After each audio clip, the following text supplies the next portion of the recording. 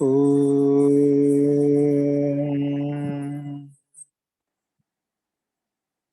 सहनाववतु सहनौ भुनक्तु सह वीर्यं करवावहै तेजस्विनावधीतमस्तु मा विद्विषावहै। ॐ शान्ति शान्ति शान्तिः।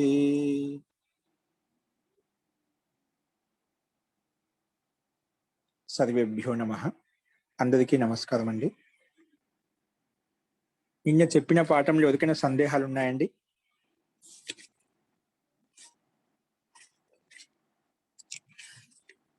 అస్తు ప్రకృతం అనుసరామః.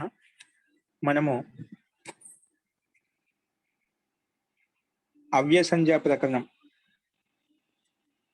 స్వరాది నిపాతం అవ్యయం అనే సూత్రం నుండి మొదలుకొని అవ్యయీ భావశ్చ అనే సూత్రం వరకు అవ్యయ సంజ్ఞా ప్రకరణంలో ఎక్కడెక్కడ ఏ సందర్భంలో అవ్యయం అని పేరు పెట్టుకుంటాము,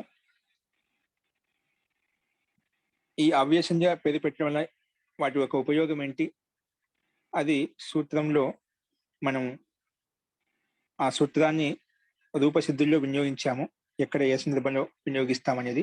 అట్లా ఒక్కొక్క సూత్రానికి ఒక్కొక్క విశిష్టమైన సందర్భంలో క్రిమ్యజంతః కావచ్చు, త్వా తోసున్ కసునః తద్దితశ్చ అసర్వ విభక్తి, అలాగా ఇంకా అంతరం బహిర్యోగోపసంవ్యానయో అస్తు అది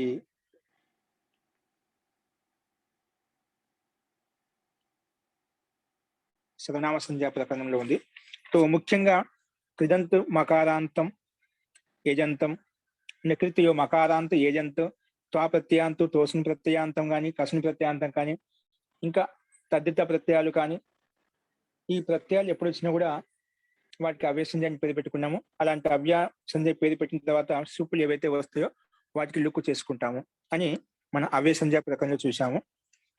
మనము నిన్న అవ్యయీ భావశ్చ అనే సూత్రంలో ఉపాగ్ని, ప్రత్యగ్ని, అధిస్త్రీ యొక్క రూపాలు చెప్పాను, అవి రాయమని చెప్పాను.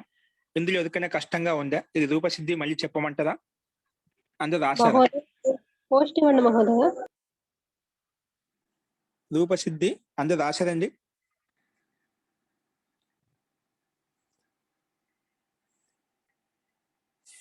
ఇది చెప్పుకోవాలన్నా మనం డైరెక్ట్ ముందుకు వెళ్ళిపోవచ్చా? ఎవరికైనా సందేహం ఉందండి? అవ్యయీ భావశ్చలో అధిస్త్రీ అనే రూపం చెప్పాలంటారా?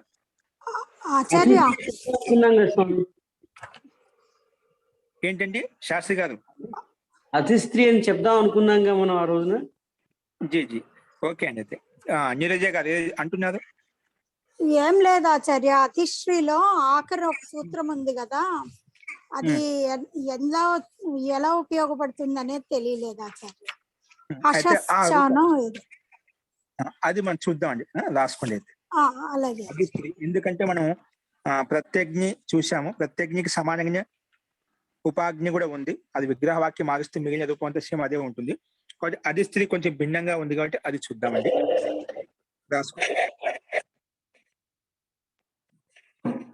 అధిస్త్రీ రూపం, అధిస్త్రీ పరిశిష్టం ముందు పెట్టుకోండి. 607వ పేజీ, 607వ పేజీ ముందు పెట్టుకోండి, రాసుకోండి. విగ్రహవాక్యం రాసుకోండి. స్త్రీసు అధికృత్య, స్త్రీసు అధికృత్య కథా ప్రవర్తతే, స్త్రీసు అధికృత్య కథా ప్రవర్తతే, స్త్రీసు అధికృత్య కథా ప్రవర్తతే. ఇది మనకు విగ్రహవాక్యం.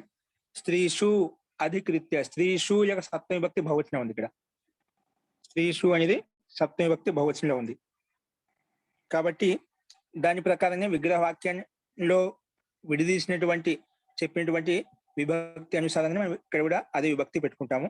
రాసుకుని కింద స్త్రీ సుప్, ఇది సప్తమి విభక్తి బహువచనం అండి. స్త్రీ సుప్, స్త్రీ సుప్పు అధిసు, స్త్రీ సుప్ అధిసు, స్త్రీ సుప్పు అధిసు. ఇది మనకు అలౌకిక విగ్రహ వాక్యము. అలౌకిక విగ్రహ వాక్యము రాసుకోండి. దీనికి ఎదురుగా రాసుకోండి. ఇప్పుడు స్త్రీ సుప్పు అధిసు ఈ భిన్న భిన్నంగా ఉన్న శబ్దాలను కలిపి సమాసం చేయాలి. అది ఏ సమాసం చేద్దాము రాసుకోండి. అవ్యయం, దీనికి ఎదురుగా సూత్రం అండి. అవ్యయం విభక్తి, అవ్యయం విభక్తి సమీప సమీప అవ్యయం విభక్తి సమీప సమృద్ధి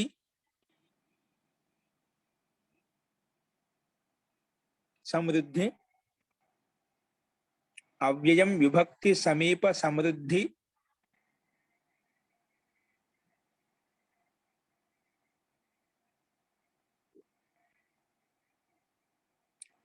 చిన్న డాష్ డాష్ పెట్టేసేయండి. ఈ సూత్రం విశాలంగా ఉంది, చాలా పెద్దగా ఉంది కాబట్టి అవ్యయం విభక్తి సమీప సమృద్ధి చిన్న డాష్ డాష్ పెట్టి వదిలేసేయండి.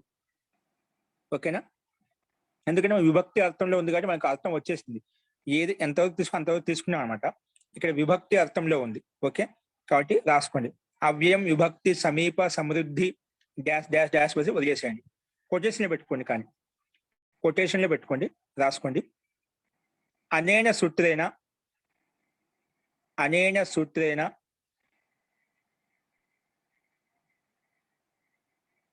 అనేన సూత్రేణ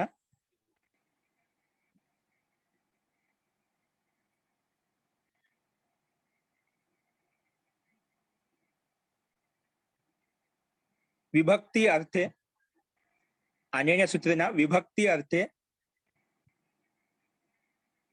विभक्ति अर्थे विभक्ति अर्थे विभक्ति अर्थे अधि शब्दस्य अधि अव्यय शब्दस्य रायंడి. अधि इति अव्यय शब्दस्य अधि इति अव्यय शब्दस्य अधि इति अव्यय शब्दस्य अधि इति अव्यय शब्दस्य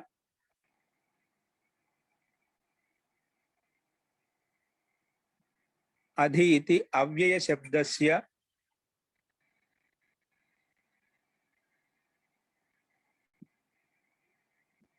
सुबंतेन सह सुबंतेन स्त्री सुपैन सुबंतమే కదా, యస్సు ప్రత్యయం అంతిమంలో ఉంది కదా, అందుకే సుబంతేన సహా అని చెప్పాను. సుబంతేన సహా సమస్యతే సమస్యతే అవ్యయీ భావశ్చ సమాసో భవతి. సమస్యతే అవ్యయీ భావశ్చ సమాసో భవతి. అవ్యయీ భావశ్చ సమాసో భవతి. అవ్యయీ భావశ్చ సమాసో భవతి. అవ్యయీ భావశ్చ సమాసో భవతి అంటే అధి అనే అవ్యయము సూత్రంలో స్త్రీ సుప్పు అధిసు కదా, ఇక్కడ అధి అనే ఉపసర్గానికి అవ్యయ సంజ్ఞ అండి. ఓకేనా? ఇప్పుడు అవ్యయాన్ని భావించండి. అధి అనే అవ్యయము స్త్రీ సుప్ అనే సుబంతంతో సమాసం అవుతుందంట. సమాసం అంటే కలుపుతామంట, కలపడే సమాసం అంటాం. సో సమాసం అవుతే ఏ సమాసం అవుతుంది అంటే అవ్యయీ భావ సమాసం అవుతుంది అని ఈ సూత్రం చెప్పింది. అంటే అదే అనే అవ్యయము సుబంతంతో అంటే స్త్రీ సుప్ తో కలిసినప్పుడు సమాసం అవుతుంది, కలిసిపోతుంది. కానీ ఏ సమాసం అవుతుందంటే అవ్యయీ భావ సమాసం అవుతుంది అని చెప్పి మనము ఇక్కడ ఈ సూత్రం ద్వారా తెలుసుకున్నాము. కాబట్టి అవ్యయీ భావ సమాసో భవతి. ఓకే, దీని మీద స్త్రీ సుప్ అధిసుకి అవ్యయీ భావ సమాసం అయింది. ఓకే, సో అవ్యయీ భావ సమాసం చేసుకోవడం వల్ల ఏం లాభం కలిగింది మనకు రాసుకోండి. తెలుసు కదా ఏమొస్తుందండి? అవ్యయీ భావ ఒక సమాసం అయిపోయింది అంటే స్త్రీ సుప్పు అధిసు విడివిడిగా భిన్న భిన్నంగా ఉన్న శబ్దాలు మనం కలిపి చెప్పాం, స్త్రీ సుప్పు అధిసు అని చెప్పి. సో అలా కలిపి చెప్పడం వల్ల అవ్యయీభావ సమాసం చేసుకున్నాము అంటే అంతా ఒకే విధంగా అయిపోయాయి. అలా చేసుకోవడం వల్ల మళ్ళా కృత్ తద్దిత సమాసాశ్చ అనే సూత్రం ఉపస్థితం అయిపోయింది ఇక్కడ అని రాసుకోండి. అందుకే కృత్ తద్దిత సమాసాశ్చ కృత్ తద్దిత సమాసాశ్చ అనేన సూత్రేణ అనేన సూత్రేణ సమాసస్య సమాసస్య సమాసస్య ప్రాతిపదిక సంజ్ఞా భవతి. ఇప్పుడు సమాసం పెట్టుకున్నాం కదా, ఏది సమాసం? స్త్రీ సుప్ అది సు, ఇది మొత్తం సమాసం అండి. ఈ సమాసానికి ఏమైపోయింది? సమాసస్య ప్రాతిపదిక సంజ్ఞా భవతి. సమాసస్య కిం భవతి? ప్రాతిపదిక సంజ్ఞా భవతి. ముందు స్త్రీ సుక్ అది సుకి సమాసం పేరు పెట్టాం. ఏ సమాసం? అవ్యయభావ సమాసం పేరు పెట్టాం. తర్వాత ఆ సమాసానికే ఆ సమాసానికి ఈ సూత్రం వచ్చేసి ప్రాతిపదిక మళ్ళీ పేరు పెట్టేసింది. అందుకే దాన్ని సమాసస్య ప్రాతిపదిక సంజ్ఞా భవతి. సమాసస్య ప్రాతిపదిక సంజ్ఞా భవతి. ఓకే, తో ప్రాతిపదికం పేరు పెట్టుకున్నాం. సరే, ఇంకా ప్రాతిపదికం పేరు పెట్టుకుని ఇంకో లాభం ఏమొస్తుంది రాసుకోండి. సుపోధాతు ప్రాతిపదికయో, సుపోధాతు ప్రాతిపదికయో, సుపోధాతు ప్రాతిపదికయో.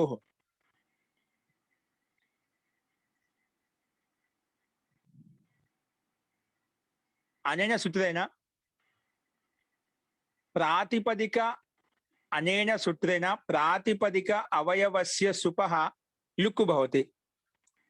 అనేన సూత్రేణ ప్రాతిపదిక అవయవస్య సుపః లుక్కు భవతి.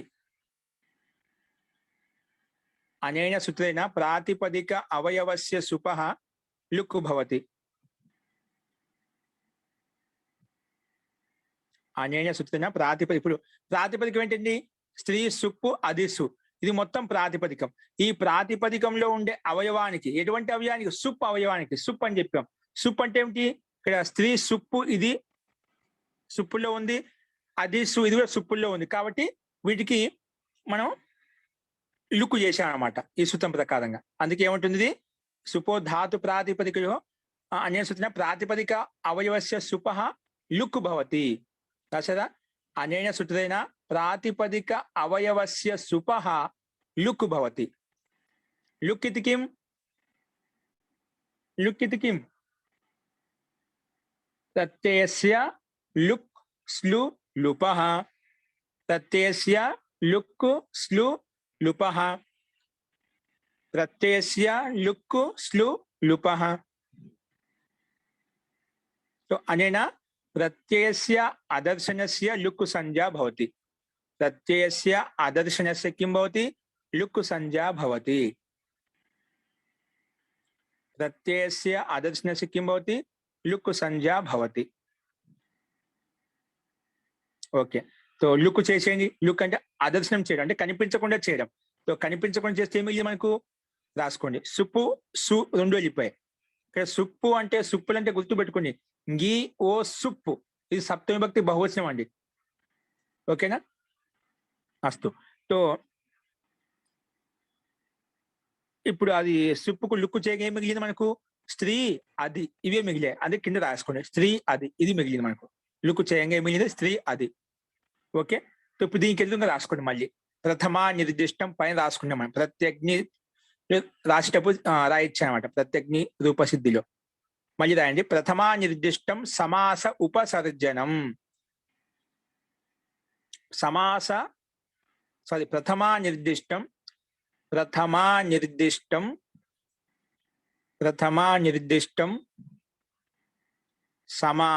ఉపసర్జనం. ప్రథమా నిర్దిష్టం సమాస ఉపసర్జనం. ప్రథమా నిర్దిష్టం సమాస ఉపసర్జనం రాసుకోండి. అనేన సూత్రేణ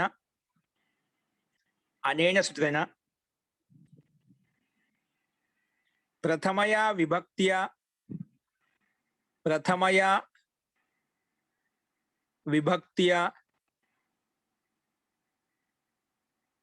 నిర్దిష్టం యత్ పదం.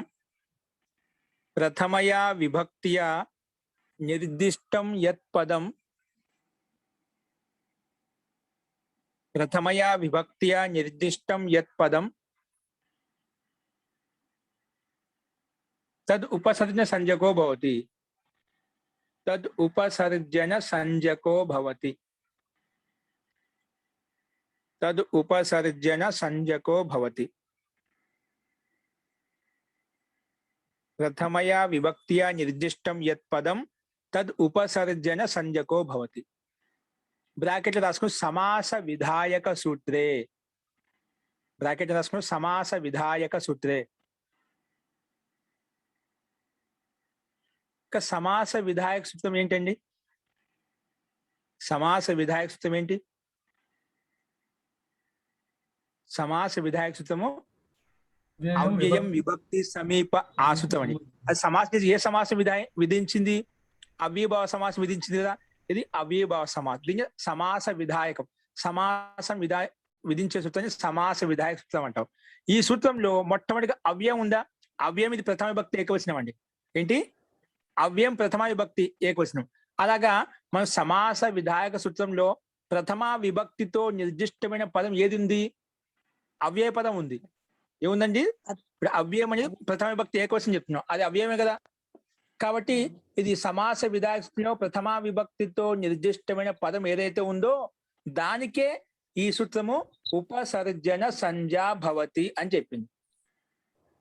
సమాస విధాయక సూత్రంలో ప్రథమ విభక్తితో నిర్దిష్టమైనటువంటి పదం ఏదైతే ఉందో దానికి ఈ సూత్రం ఉపసర్జన సంజ్ఞా భవతి అని చెప్పి పేరు పెట్టేసింది. ఉపసర్జన ఒక పేరు పెట్టిందండి. ఓకేనా? కాబట్టి ఇప్పుడు అవ్యయం ఏంటి? ఇక్కడ స్త్రీ సుప్ అదిశులో ఇక్కడ మనకు అనుబంధం లోపల సుప్లు చేసుకోక ఏం మిగిలింది మనకు? స్త్రీ అధి మిగిలిందండి. స్త్రీ అధిలో ఇక్కడ అవ్యయం ఏంటి? స్త్రీ అధిలో మనకు అధి అనేది అవ్యయ పదం అండి. ఏంటి? అధి అనేది అవ్యయ పదం. కాబట్టి ఈ అధి అనే అవ్యయానికి మనము ఈ సూత్రం ప్రకారంగా అవ్యయము సమాస విధాయక సూత్రంలో అవ్యయ పదం ప్రథమ విభక్తితో నిర్దిష్టమై ఉంది కాబట్టి ఈ అవ్యయానికి ఉపసర్జన సంజ్ఞా భవతి. ఈ అవ్యయానికి ఉపసర్జన సంజ్ఞ అని పేరు పెట్టుకుంటాం, ఉపసర్జనం అని పేరు పెట్టుకుంటాం. ఓకేనా? ఇది స్పష్టమైందా? అస్తు. కాబట్టి రాసుకోండి. ప్రథమా నిర్దిష్టం యత్ పదం తద్ ఉపసర్జన సంజ్ఞకో భవతి. ఓకేనా?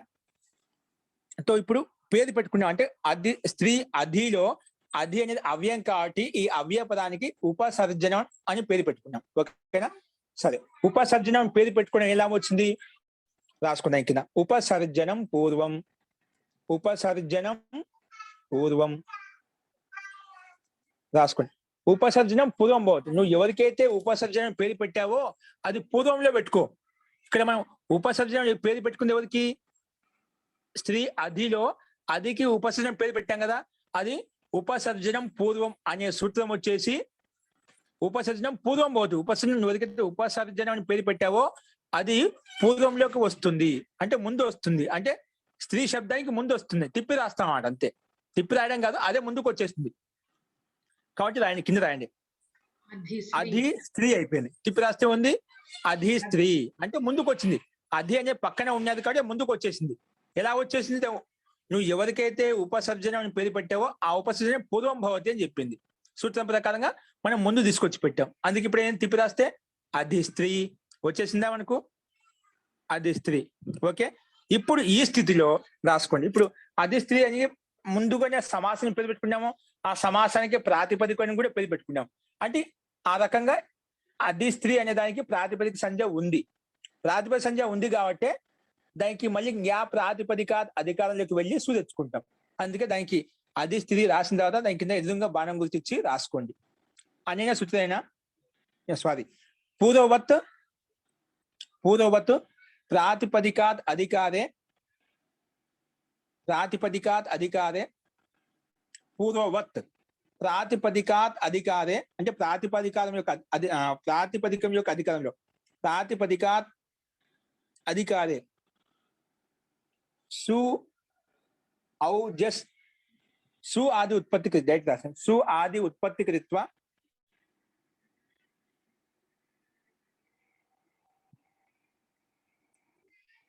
సు ఆది ఉత్పత్తి కృత్వా ప్రథమ విభక్తి ఏకవచనే సు ప్రత్యయః భవతి. ప్రథమ విభక్తి ఏకవచనే కిం భవతి? ప్రథమ విభక్తి ఏకవచనే సు ప్రత్యయః భవతి. प्रथम विभक्ति एकवचने किं भवति सुप्रत्ययः भवति प्रथम विभक्ति एकवचने सुप्रत्ययः भवति उपसर्जनं पूर्वं राशे కదా అనేన సూత్రేణ ఉపసర్జనం పూర్వం భవతి అని చెప్పి డైరెక్ట్ రాసేయచ్చు సూత్రంలో స్పష్టంగా ఉపసర్జనం పూర్వం నువ్వు ఎవరికైతే ఉపసర్జనం పేరు పెట్టారో పూర్వం వస్తుంది అని మనం స్పష్టంగా చెప్పింది దాని తర్వాత ఇది వచ్చిందన్నమాట ప్రాతిపదిక సంజ్ఞ ఉంది కాబట్టి ప్రాతిపదిక అధికారంలో సు తెచ్చుకున్నాం ప్రథమ విభక్తి ఏకవచనే సు ప్రత్యయ భవతి సు తీసుకొచ్చండి అది స్త్రీ సు వచ్చిందండి అది స్త్రీ సు ఓకే రాసుకోండి మళ్ళీ ఇప్పుడు మన ప్రకృతి సూత్రం వస్తుందండి మనం చెప్పుకోబోతుంది అవ్యయీ భావశ్చ రాయండి అవ్యయీ భావశ్చ అవ్యయీ భావశ్చ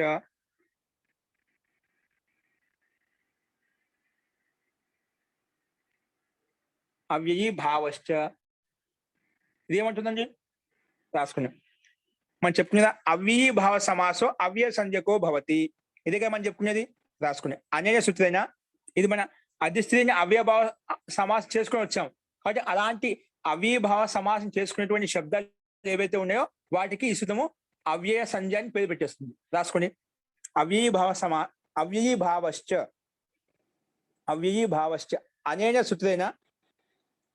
సూత్రేణ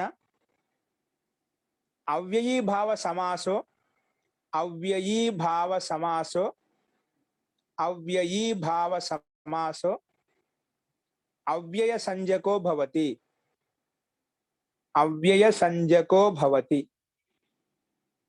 అవ్యయీ భావ సమాసో అవ్యయ సంజ్ఞకో భవతి అవ్యయ సంజ్ఞకో భవతి సో అది స్త్రీ అనే దానికి అవ్యయం పేరు పెట్టుకున్నామండి ఏం పేరు పెట్టుకున్నాం అవ్యయం ఓకే సరే అవ్యయం పేరు పెట్టుకుని ఏ లాభం వచ్చింది అవ్యయభావ సమాసం చేసుకొని వచ్చావు నువ్వు ఎవరికైతే అవ్యయీ భావ సమాసం చేసుకొని వచ్చావో దానికే అవ్యయ సంజ్ఞ అని పేరు పెట్టుకో అని చెప్పి ఈ సూత్రం చెప్పింది దాని ప్రకారంగానే అది స్త్రీకి అవ్యయ సంజ్ఞ అని పేరు పెట్టాం దీనివల్ల లాభం ఏంటి ఎందుకు పెట్టావు అంటే దానికి ప్రయోజనం కోసం వచ్చింది రాసుకోండి అవ్యయాదాప్ సుపః అవ్యయాదాప్ సుపః అవ్యయాదాప్ సుపః రాసుకోండి అనేన సూత్రేణ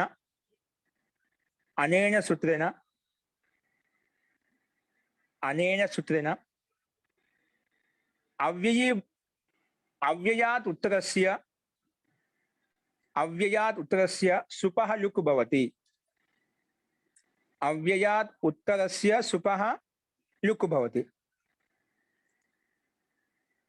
అవ్యయాత్ ఉత్తరస్య సుపః లుక్ భవతి సో అవ్యానికి అది స్త్రీకి అవ్యయ సంజ్ఞ పేరు పెట్టినాం కదా అవ్యయీ భావశ్చ వచ్చి పేరు పెట్టింది కదా కాబట్టి ఆ అవ్యయానికి నువ్వు పేరు పెట్టిన తర్వాత అవ్యయానికి పక్కన సుప్పులు కనిపిస్తే సు ఔజస్ ఔట్ షస్ టాభ్యాంభిస్ గేభ్యాంభ్యస్ గసిభ్యాంభ్యస్ గస్ ఓస్ ఆమ్ గి ఓస్ సుప్ ఈ 21 ప్రత్యయాల్లోంచి ఏ ప్రత్యయం కనిపించినా కూడా ఇది లుక్ చేస్తా ఉంటుంది ఏం చేస్తా ఉంటుంది లుక్ భవతి అంటుంది లుక్ అంటే ఏం తెలుసు కదా ప్రత్యయస్య లుక్ స్లు లుపః కాబట్టి ఉదక సూత్రం రాసుకున్నాం ప్రత్యయస్య లుక్ స్లు లుపః ఈ సూత్రం ప్రకారంగా లుక్ అయిపోయింది అన్నమాట ఏమైపోయింది లుక్ చేసేసాం ఓకేనా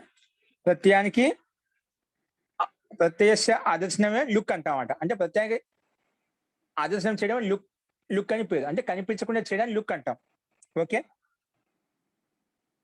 సో అప్పుడు మిగిలింది లుక్ చేయండి లుక్ చేస్తే ఏమిగింది మనకు అధి స్త్రీ ఏమిగిందండి అధి స్త్రీ దీర్ఘం మిగింది ఓకేనా అధి స్త్రీ ఓకే దీర్ఘ ఇకారం ఉందండి దీర్ఘ ఇకారం అది స్త్రీ అనేది ఇప్పుడు దీనికి ఎదుగు రాయండి లుక్ అయిపోయిన తర్వాత మనకు సుబంతం కూడా అది స్త్రీ వచ్చింది కానీ మనకు అది స్త్రీ మనకు హ్రస్వం కావాలి మన లక్ష్యం ఏంటి అది స్త్రీ అనేది హ్రస్వం ఉంది కాబట్టి దీనికి ఎదుగు రాయండి మళ్ళీ అవ్యయీ భావశ్చ ఇది వేరే అండి 2-4-18 సూత్రం 2-4-18 సూత్రం ఇది ఒకసారి ఓపెన్ చేయండి 2వ అధ్యాయం 4వ పాదం 18వ సూత్రం 2-4-18 సూత్రం పేజ్ నెంబర్ ఎంత అండి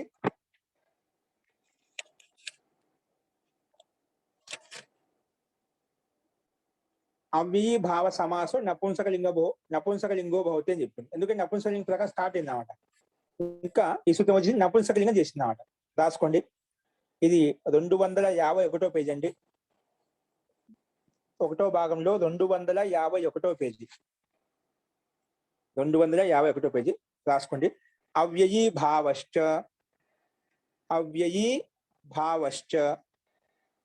రాసుకోండి. దీని యొక్క తాత్పర్యం అనేన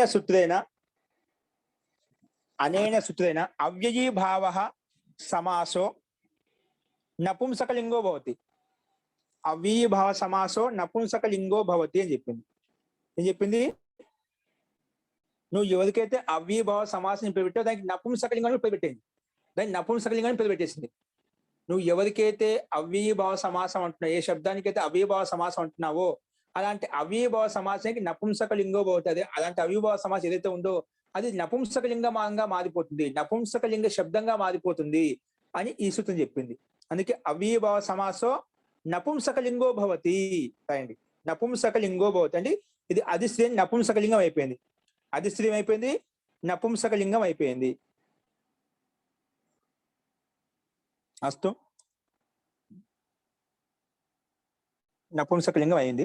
ఓకే, సో ఇది అండి ఈ సూత్రానికి ఏంటి నపుంసకలింగం కావడం వల్ల ఈ సూత్రం వచ్చిందన్నమాట. ఏది రాసుకోండి. ఓకే, దీనికి అవ్యయీభావశ్చ అనే సూత్రం వచ్చేసి 2:4-18 సూత్రం, 2వ అధ్యాయం 4వ పాదం 18వ సూత్రం వచ్చేసి మనకు ఈ అధిస్త్రీ అనే దానికి నపుంసకలింగాన్ని పేరు పెట్టకపోతే ఈ సూత్రం వచ్చేది కాదండి. నపుంసకలింగాన్ని పేరు పెట్టాం కాబట్టి ఇది వచ్చింది. ఏది రాసుకోండి. హ్రస్వో నపుంసకే ప్రాతిపదికస్య. హ్రస్వ ఎవరికి? నపుంసకలింగ శబ్దానికి. ఎప్పుడు అది హ్రస్వం ఉండాలి నపుంసకలింగ శబ్దానికి, లేక అది ప్రాతిపదికం కూడా అయి ఉండాలి. అది ప్రాతిపదికం ఉంది కదా, అంటే స్టార్టింగ్ లో కృదంతస్య సమాసస్య అనే సూత్రం చేత సమాసస్య ప్రాతిపదిక సంజ్ఞా భవతి ముందే పెట్టుకున్నాం. అంటే ప్రాతిపదిక సంజ్ఞ ఉంది కానీ నపుంసకలింగం లేదు. ఆ నపుంసకలింగం కూడా ఇప్పుడు పెట్టుకున్నాం మనం. అవ్యయీభావశ్చ అనే సూత్రం చేత నపుంసకలింగం కూడా అయింది. అందుకే ఈ సూత్రం వచ్చింది. రాసుకోండి. హ్రస్వో నపుంసకే ప్రాతిపదికస్య.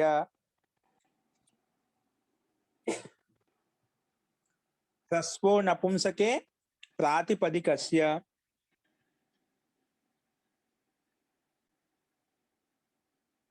రాసుకోండి. ఇది ఒకసారి ఓపెన్ చేయండి. 1వ అధ్యాయము 4వ పాదము 47వ సూత్రం. 1:2:47. 1:2:47.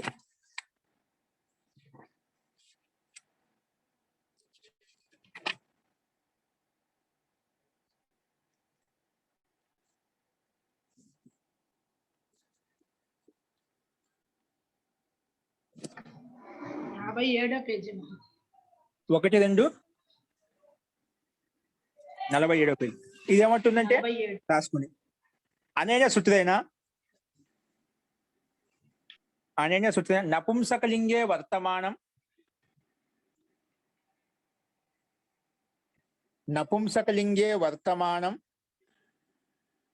యత్ ప్రాతిపదికం. నపుంసకలింగే వర్తమానం యత్ ప్రాతిపదికం తస్య హ్రస్వ భవతి. అంటే నపుంసకలింగంలో వర్తమానంగా ఉండాలంట, అది ప్రాతిపదికమై ఉండాలంట. అలాంటి నపుంసకలింగంలో వర్తమానటువంటి ప్రాతిపదికం ఏదైతే ఉందో దానికి తస్య హ్రస్వ భవతి. దానికి ఈ సూత్రం హ్రస్వం చేస్తుంది. దానికి ఈ సూత్రము హ్రస్వం చేస్తుందన్నమాట. అర్థమైందా? నపుంసకలింగార్థంలో వర్తమానంగా ఉన్నటువంటి ప్రాతిపదికం ఏదైతే ఉందో దానికి ఈ సూత్రం హ్రస్వం చేసింది. ఓకేనా? రాసుకోండి. నపుంసకలింగే అర్థే వర్తమానం యత్ ప్రాతిపదికం తస్య హ్రస్వ భవతి. కాబట్టి ఈ సూత్రం నపుంసకలింగం చేయడం వల్లనే అలాంటి నపుంసకలింగమైనటువంటి ప్రాతిపదికంలో ఏదైతే దీర్ఘం ఉందో దానికి హ్రస్వం చేసింది. అంటే ప్రాతిపదిక హ్రస్వం అంటే దీర్ఘం ఎక్కడ ఉందో దానికి హ్రస్వం చేసుకుంటాం. అది స్పష్టంగా మనకు అర్థం అవుతుంది, దాన్ని విశేషంగా చెప్పాల్సిన అవసరం లేదు. కానీ మళ్ళీ సమస్య వచ్చింది, హ్రస్వం ఎవరికి చేసుకోవాలి? ఇప్పుడు మనకు అది స్త్రీ ఉంది, అది స్త్రీలో హ్రస్వం ఏ దానికి వస్తుంది? హ్రస్వ సంధ్య ఉందిగా, ఎవరికి వస్తుంది అంటే మనకు ఇంకో పరిభాష వచ్చింది. దాన్ని అర్థం చేసుకోవడం. అచశ్చ వచ్చేసి హ్రస్వాలు దీర్ఘాంటివి సంధ్య అచ్చులకు మాత్రమే వస్తుంది, హల్లులకు రాదు. హ్రస్వ సంధ్య ఎవరికి వస్తుంది? వస్తే అచ్చులకు మాత్రమే హ్రస్వ సంధ్య వస్తుంది. అచశ్చ అచ్చులకు మాత్రమే హ్రస్వ సంధ్య అని ఈ సూత్రం స్పష్టత కోసం మనకు వచ్చి చెప్పినమాట. ఈ పరిభాషితము ప్రాతిపదికంలో ఉన్నటువంటి వర్తమానం నపుంసకలింగమైనటువంటి ప్రాతిపదికానికి హ్రస్వం అవుతుంది. అంటే హ్రస్వం అంటే ఏం చేయాలి నేను అంటే, హ్రస్వం అంటే దీర్ఘ 2 మాత్రల కాలం 1 మాత్ర కాలంగా రాయాలి. అంటే దీర్ఘాన్ని హ్రస్వంగా మార్చాలి. హ్రస్వ సంధ్య ఎవరికి వస్తుందంటే అచ్చులకు మాత్రమే వస్తుంది చెప్పి అచశ్చ అనే సూత్రం మనకు పరిభాషితం చెప్పిందన్నమాట. ఓకే, ఇప్పుడు ముందుగా హ్రస్వో నపుంసకే ప్రాతిపదికస్య నియమ ప్రకారంగా ప్రాతిపదికస్య అంటే ప్రాతిపదికానికి, నపుంసకే అంటే నపుంసకలింగంలో వర్తమానంగా ఉన్నటువంటి దానికి హ్రస్వ హ్రస్వం అవుతుంది. ఇక్కడ మనకు అది స్త్రీ దీర్ఘం కదా, అది ప్రాతిపదికము, దానికి నపుంసకలింగం పేరు పెట్టుకున్నాము. కాబట్టి అలాంటి నపుంసకలింగమైనటువంటి ప్రాతిపదికానికి ఈ సూత్రము హ్రస్వం చేసింది. ఓకేనా? సో హ్రస్వం చేస్తుంటే హ్రస్వం ఏం చేయాలి? అప్పుడు స్పష్టత కోసం చెప్పడం కోసం ఊకాలో హ్రస్వ దీర్ఘ ప్లుత 1 మాత్ర కాలాన్ని హ్రస్వం అంటాము, 2 మాత్రల కాలాన్ని దీర్ఘం అంటాము, 2 కంటే ఎక్కువగా 3 మాత్రల కాలం ఉంటే దాన్ని ప్లుతం అంటాము. ఇప్పుడు 2 మాత్రల కాలం దీర్ఘం ఉంది కాబట్టి దాన్ని 1 మాత్ర కాలం హ్రస్వం చేసింది ఈ సూత్రం వచ్చేసి. ఇవి హ్రస్వ దీర్ఘ ప్లుతాలు అనేది 1 మాత్ర కాలం 2 మాత్రల కాలం కేవలం ఎవరికి చెందుతాయి అంటే ప్రతి అక్షరానికి అలా చేసుకోవచ్చా? లేదు. అచశ్చ అనే పరిభాషితం చెప్పింది. ఈ హ్రస్వము దీర్ఘము ప్లుతం నువ్వు ఏదైతే చెప్పావో 1 మాత్ర కాలాన్ని హ్రస్వం అని, 2 మాత్రల కాలాన్ని దీర్ఘమని, 3 మాత్రల కాలాన్ని ప్లుతం అని చెప్పావు కదా, అది ఎవరికి వర్తిస్తుంది? అచ్చులకు వ్యంజనాలకు అంటే హల్లులకు రెండింటికి వర్తిస్తుందా? లేదండి, కేవలం అచ్చులకు మాత్రమే వర్తిస్తుంది అని ఈ పరిభాషితం చెప్పిందన్నమాట. అంటే ముందే సందేహ నివృత్తి కోసం మహర్షి పాణిని అది పూర్వపక్షి యొక్క సంశయం ఏదేం కావచ్చు అనే తాత్పర్యాన్ని ముందే ఊహించి ఇక్కడ మనకు స్పష్టత కోసం ఆచరిష్టం చెప్పాడు. సందేహం రావచ్చు కదా, హ్రస్వం అంటే మనం వ్యంజనాలకు చేసుకోవచ్చు కానీ అచ్చులకి ఎందుకు చేసుకోవాలి? ఇది ఒక నియమం చెప్పాడు. అచశ్చ హ్రస్వ దీర్ఘ ప్లుతాలు కేవలం అచ్చులకు మాత్రమే వర్తిస్తాయి. కాబట్టి ఈ పరిభాష సూత్రం ప్రకారంగా అచ్చులు అది స్త్రీ అనేది అచ్చు కాబట్టి ఆ దీర్ఘ అక్షరానికి హ్రస్వం అది స్త్రీ అయిపోయింది. ఓకే, అస్తు. ఈ రకంగా మనకు అది స్త్రీ ఇది రూపం సిద్ధ్యతి. ఇది రాశారు కదా, హ్రస్వో నపుంసకే లింగే ప్రాతిపదికస్య అనే సూత్రన ప్రాతిపదికని నపుంసకలింగే వర్తమానం యత్ ప్రాతిపదికం తస్య హ్రస్వో భవతి అని చెప్పాం. సో హ్రస్వం చేసేయాలి. సో హ్రస్వ ఇతి కిం అన్నప్పుడు ఊకాలో హ్రస్వ దీర్ఘ ప్లుత రాశాను. హ్రస్వ ఇతి కిం అని పెట్టేసి ఊకాలో హ్రస్వ దీర్ఘ ప్లుత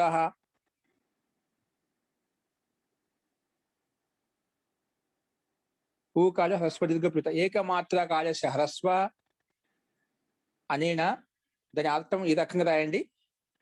అనేన సూత్రన ఏకమాత్ర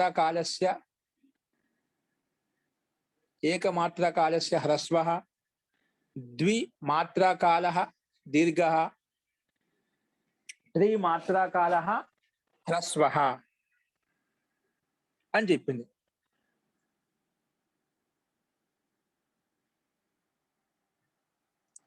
ఏకమాత్రాకాల హ్రస్వ ద్విమాత్రాకాల దీర్ఘ 3 మాత్రాకాల ప్లుత.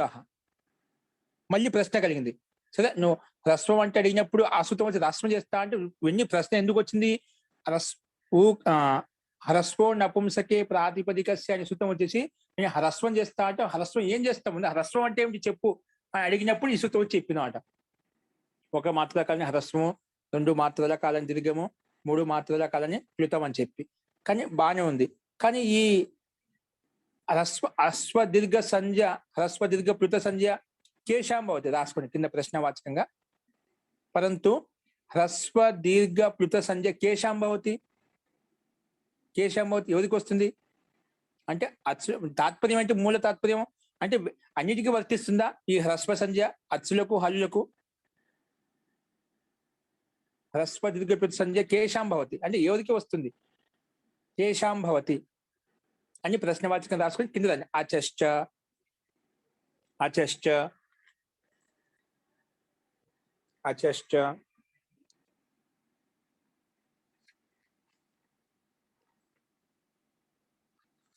అచశ్చ ఇదేమంటుంది?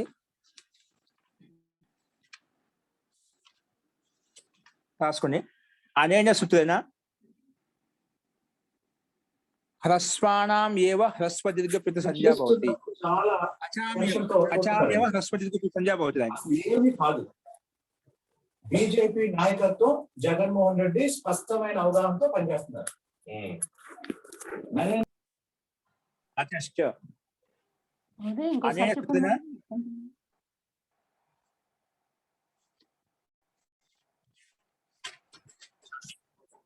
మహవేది ఇంకొకసారి చెప్పరా అండి? అచ్చశ్చాత్ అచశ్చ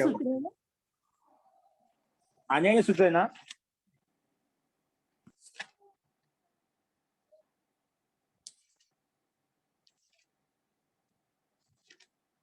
అనేన సూత్రేణ హ్రస్వ దీర్ఘ ప్లుత ఇతి ఏవం హ్రస్వ దీర్ఘ ప్లుత ఇతి ఏవం విధీయమానః. ఇది మన మొదటి భాగం 47వ పేజీలో ఉందండి. 48వ పేజీ 48వ పేజీలో ఉంది. ఓకే, రాసుకోండి. హ్రస్వ దీర్ఘ ప్లుత ఇతి ఏవం విధీయమానో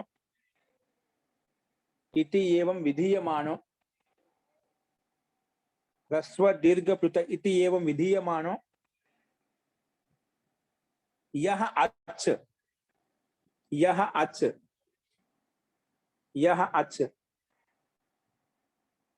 సహ అచ ఏవ స్థానే భవతి. అంటే హ్రస్వ దీర్ఘ ప్లుతము ఈ రకంగా విధీయమ, అంటే ఎక్కడైతే హ్రస్వము, ఎక్కడైతే దీర్ఘము, ఎక్కడైతే ప్లుతం అని చెప్పామో,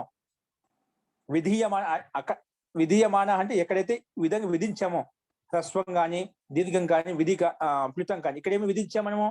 హ్రస్వ నపుంసకే ప్రాతిపదిక సూత్రం వచ్చేసి హ్రస్వం విధించినామట. అట్లా ఏదైతే విధించిందో అట్లా విధించినట్టు ఏదైతే అచ్చు ఉందో ఆ అచ్చులకు అచ్చ ఏవ స్థానే భవతి, అటువంటి అచ్చులకు మాత్రమే ఈ సంజ్ఞ అని చెప్పింది. ఎక్కడైతే హ్రస్వము దీర్ఘము ప్లుతం అని చెప్పామో అటువంటి అచ్చులకు మాత్రమే, అటువంటి అచ్చుల స్థానంలో మాత్రమే హ్రస్వం అవుతుంది, దీర్ఘం అవుతుంది, ప్లుతం అవుతుంది అని చెప్పి ఈ సూత్రం చెప్పింది. ఓకేనా? హ్రస్వ దీర్ఘ ప్లుత ఇత్యేవం విధీయమాన యో అచ్ స అచ్ ఏవ స్థానే భవతి. అచ్చుల మాత్రంలో మాత్రమే అవుతాయి ఇవన్నీ. హ్రస్వ దీర్ఘ ప్లుతం ఎక్కడ అవుతాయండి? అచ్చులకు మాత్రమే అవుతాయి. దీన్ని బట్టి ఏమవుతుంది? వ్యంజనాలకు ఇటువంటి సంజ్ఞ ఉండదు. హ్రస్వ దీర్ఘ ప్లుత సంజ్ఞ ఎందుకు వస్తుంది? వస్తే అచ్చులకు మాత్రమే వస్తుందని చెప్పి ఇది స్పష్టత చేసింది అంతే. ఓకే, అందుకే అచ ఏవ స్థానే భవతి, స అచ ఏవ స్థానే భవతి. హ్రస్వ దీర్ఘ ప్లుతాలు ఎక్కడ వస్తాయి? అచ ఏవ స్థానే భవతి, అచ్చులకు మాత్రమే వస్తాయి, అచ్చులకు మాత్రమే వర్తిస్తాయి. అంటే దీని తాత్పర్యం వ్యంజనాలకు వర్తించవు అని అర్థం చేసుకోవాలి. ఓకే, ఈ రకంగా అది స్త్రీ ఇతి రూపం సిద్ధ్యతి. అది స్త్రీ ఇతి రూపం సిద్ధ్యతి. అస్తు, ఇప్పుడు దీనికి ఏదైనా సందేహం ఉందో చెప్పండి.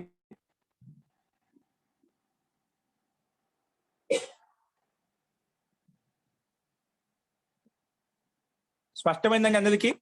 శాస్త్రి గారు, నీరజ గారు, మీకు అర్థమైందండి మహోదయ? నీ ప్రశ్న అర్థమైంది ఆచార్య, అర్థమైంది ఆచార్య. మహోదయ, జీ సుబ్రారెడ్డి గారు, ఇక్కడ అవిభావించడానికి సూత్రం నంబరు తప్పించారు మహోదయ. మనకు దీంట్లో 608వ పేజీలో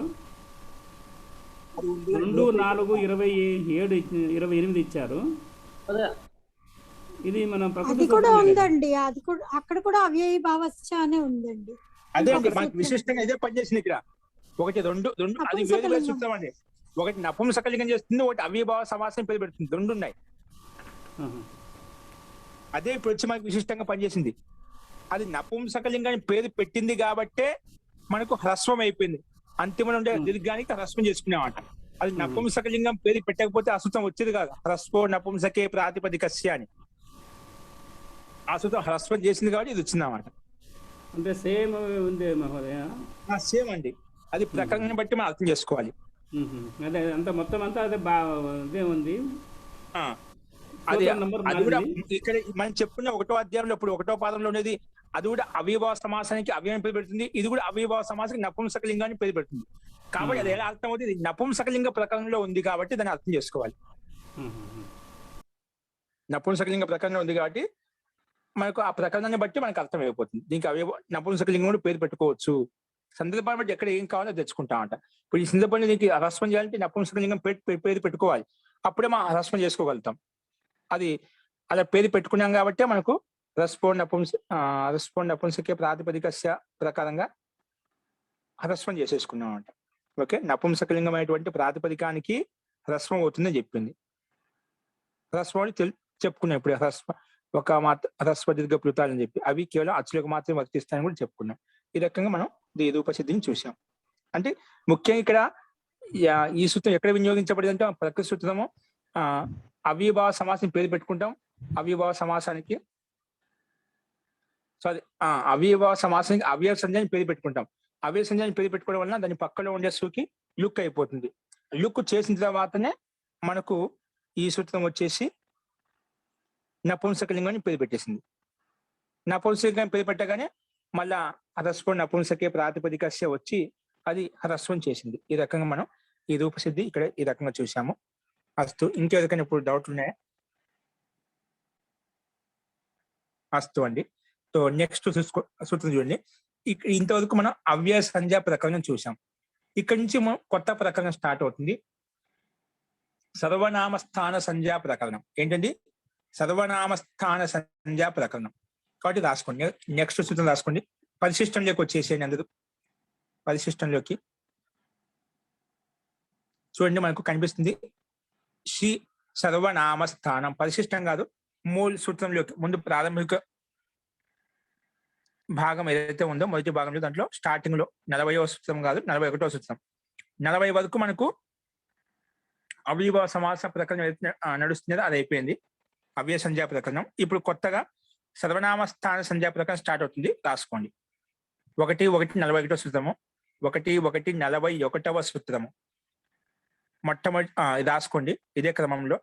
శ్రీ సర్వనామస్థానం, శ్రీ సర్వనామస్థానం, ఇది సూత్రం అండి. శ్రీ సర్వనామస్థానం రాసుకోండి. పద విభాగం అంటే పదచ్ఛేదం.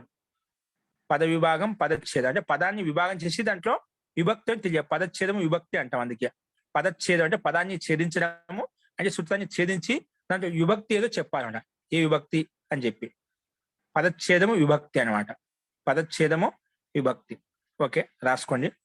పదచ్ఛేద విభక్తి ఏంటి? మొట్టమొదటి శ్రీ సర్వనామస్థానంలో 2 భాగాలుగా విడగొట్టుకున్నాం. దాంట్లో మొట్టమొదటి భాగం అంటే షీ. షీ ఇది ప్రథమా విభక్తి ఏకవచనం. ఇది ప్రథమా విభక్తి ఏకవచనం. రెండో రాసుకోండి సర్వనామస్థానం. సూత్రంలో ఉండే పదాన్ని విడగొడతాం అనమాట. కొత్తగా ఏం పదం యాడ్ చేయం, దాంట్లో ఉండేది ఉన్నట్టుగా చెప్పేస్తాం. శ్రీ సర్వనామస్థానం, శ్రీ సర్వనామస్థానం.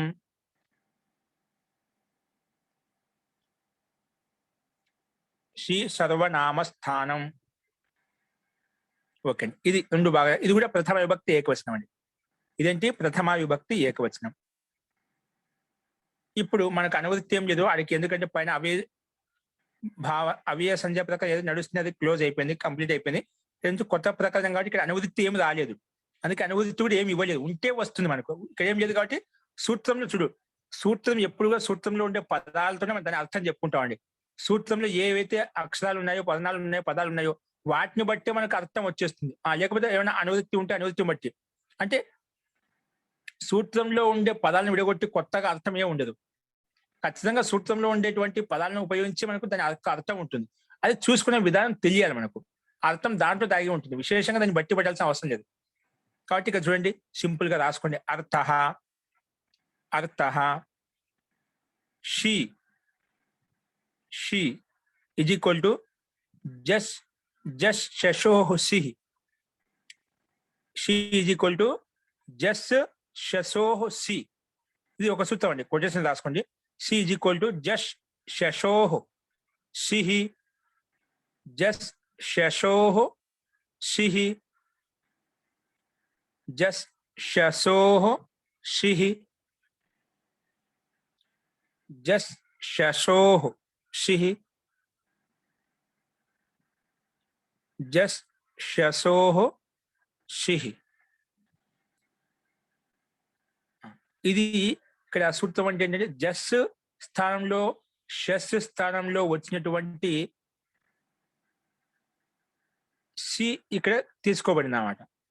ఇక్కడ సూత్రంలో సి అంటే ఏంటి అంటే మనము ఈ సూత్రం ప్రకారంగా జస్ స్థానంలో జస్ శశోహ సి అని చెప్పి జస్ వచ్చిన ఉదాహరణ సి తెచ్చుకుంటాం, లేదా షస్ తెచ్చుకున్నాం అనుకోండి షష్ విభక్తి, ఆ విభక్తి స్థానంలో సి తెచ్చుకుంటాం అంట. అటువంటి ఈ సూత్రం ప్రకారం జస్ స్థానంలో షస్ స్థానంలో వచ్చినటువంటి షీని తీసుకోమని ఈ సూత్రం చెప్తున్నమాట. ఇక్కడ షీ అంటే ఇక్కడ ఉండే షీ కాదు, జస్ స్థానంలో షస్ స్థానంలో వచ్చినటువంటి షీ ఏదైతే ఉందో అలాంటి షీకి, అలాంటి షీ శబ్దానికి అంటే వర్ణానికి సర్వనామ స్థాన సంజ్ఞా భవతి అని చెప్పి ఇది పేరు పెట్టేస్తుంది. ఓకే, స్పష్టమైందా? రాసుకోండి. షీ ఈజ్ ఈక్వల్ టు జస్ శశోః సి ఇతి అనేన ఇతి అనేన ఇతి అనేన యః यः सिः आदेशः भवति यः षि आदेशः भवति यः षिः आदेशः भवति यः षिः आदेशः भवति यः षिः आदेशः भवति तस्य सर्वनामस्थान संज्ञा भवति तस्य सर्वनामस्थान संज्ञा भवति तस्य सर्वनामस्थान संज्ञा भवति. ఓకేనా? స్పష్టమైందండి. జస్ స్థానంలో షస్ స్థానంలో ఎప్పుడైతే షీ తీసుకొస్తామో అలాంటి షీకి ఈ సూత్రము సర్వనామస్థాన సంజ్ఞా భవతి అని పేరు పెట్టేస్తుంది. అదే చెప్పు. ఇది అనేన యః షి ఆదేశః, ఏదైతే షి ఆదేశం తీసుకొస్తామో తస్య అటువంటి దానికి సర్వనామస్థాన సంజ్ఞా భవతి, సర్వనామస్థాన సంజ్ఞ అని పేరు పెట్టింది. ఓకే, తస్య సర్వనామస్థాన సంజ్ఞా భవతి. కేవలం జస్ స్థానంలో షస్ స్థానంలో వచ్చినటువంటి సి ఏదైతే ఉందో అటువంటి అన్ని సందర్భాల్లో ఈ సూత్రము ఖచ్చితంగా సర్వనామస్థాన సంజ్ఞ అని పేరు పెట్టేస్తుంది. ఇది దీని యొక్క దాయత్వం ఇంతే. సంపూర్ణ వైదిక వాంగ్మయంలో ఇదే విధంగా ఉంటుంది మనకు. దీని యొక్క దాయత్వం మహర్షి ఏం అప్పగించాడు? జస్ స్థానంలో షస్ స్థానం ఎప్పుడు కానీ షీ తెచ్చుకున్నామంటే అటువంటి షీకి నువ్వు వెనకంబడే సర్వనామస్థాన సంజ్ఞ అని పేరు పెట్టేసాయి. అంటే పేరు పెట్టడం అందుకే ఆ సర్వనామస్థాన సంజ్ఞ పేరు పెట్టడం వల్ల దాని ఉపయోగం ఏంటి, దాని వల్ల లాభం ఏంటి అనేది మన రూపసిద్ధిలో మనకు స్పష్టం అవుతుంది. ముఖ్యంగా ఈ సూత్రం ఏం చేస్తుంది? జస్ స్థానంలో షస్ స్థానంలో సి ఆదేశం ఏదైతే ఉందో అటువంటి ఆదేశానికి ఈ సూత్రం సర్వనామస్థాన సంజ్ఞ భవతి అని చెప్పి సర్వనామస్థాన సంజ్ఞ అని పేరు పెట్టింది. కాబట్టి అదొకటి గుర్తుపెట్టుకోండి. దీని ఎగ్జాంపుల్ ఏంటి రాసుకోండి. కుండాని ఏంటంటే మొట్టమొదటి ఉదాహరణ ఇచ్చాడు కుండాని. ఇక్కడ కుండానిలో ఈ సూత్రం ఎక్కడ వినియోగించబడింది, ఎలా వినియోగించబడింది అనేది మనం చూద్దాం. ఇప్పుడు ఉదాహరణ రాసుకోండి. కుండాని కామ వనాని వనాని కుండాని కామ వనాని ఈ రెండు దాదాపు ఒకే విధంగా ఉంటాయి, అందుకే పక్క పక్కన ఇచ్చాడు. నెక్స్ట్ ఉదాహరణ దధీని దధీని దధీని కామ మధూని మధూని దధీని కామ మధూని ఈ రెండు ఒకే రకంగా ఉంటాయి. నెక్స్ట్ ఉదాహరణ రాసుకుని త్రపూని త్రపూని